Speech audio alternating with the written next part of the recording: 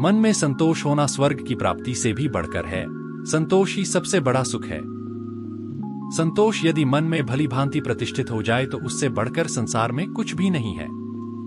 जो सज्जनता का अतिक्रमण करता है उसकी आयु, संपत्ति, यश, धर्म, पुण्य, आशीष, श्रेय नष्ट हो जाते हैं। किसी के प्रति मन में क्रोध रखने की अपेक्षा उसे तत्काल प्रकट कर देना अधिक अच्छा है, जैसे पल में जल जाना देर तक सुलगने से अच्छा है।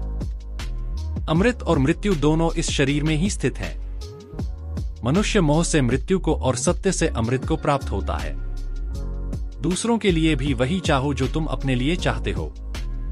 जो वेद और शास्त्र के ग्रंथों को याद रखने में तत्पर है किंतु उनके यथार्थ तत्व को नहीं समझता, उसका वह याद रखना व्यर्थ है। जो मनुष्य क्रोधी पर क्रोध नहीं क्षमा करता है, वह अपनी और क्रोध करने वाले की महासंकट से रक्षा करता है। वह दोनों का रोग दूर करने वाला चिकित्सक है। जहां कृष्ण है वहां धर्म है, और जहां धर्म है वहां जय है। जिसके मन में संशय भरा हुआ है उसके लिए न यह लोक है, न परलोक है, और न सुखी है। अत्यंत लोभी का धन तथा अधिक आसक्ति रखने वाले का काम, ये दोनों ही धर्म को हानि पहुंचाते हैं। जिस मनुष्य की बुद्धि दुर्भावना से युक्त है तथा जिसने अपनी इंद्रियों को वश में नहीं रखा है, वह धर्म और अर्थ की बातों को सुनने की इच्छा होने पर भी उन्हें पूर्ण रूप से समझ नहीं सकता। क्षमा धर्म है, क्षमा यज्ञ है, क्षमा वेद है और क्षमा शास्त्र है। जो इस प्रकार जानता है वह सब कुछ क्षमा करने योग्य हो जाता है। अभीष्ट फल की प्राप्ति हो या न हो, विद्वान पुरुष उसके लिए शोक नहीं करता।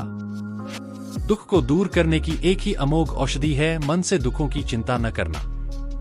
जो केवल दया से प्रेरित होकर सेवा करते हैं उन्हें निसंशय सुख की प्राप्ति होती है।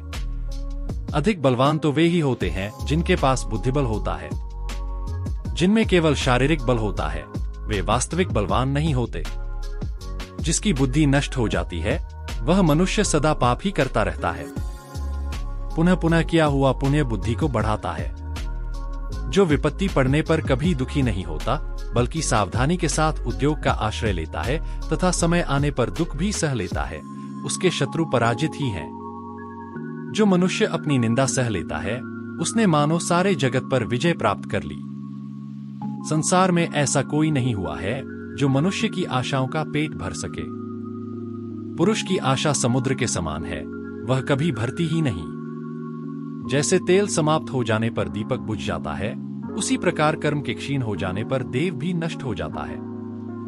मन का दुख मिट जाने पर शरीर का दुख भी मिट जाता है। आशा ही दुख की जननी है और निराशा ही परम सुख शांति देने वाली है।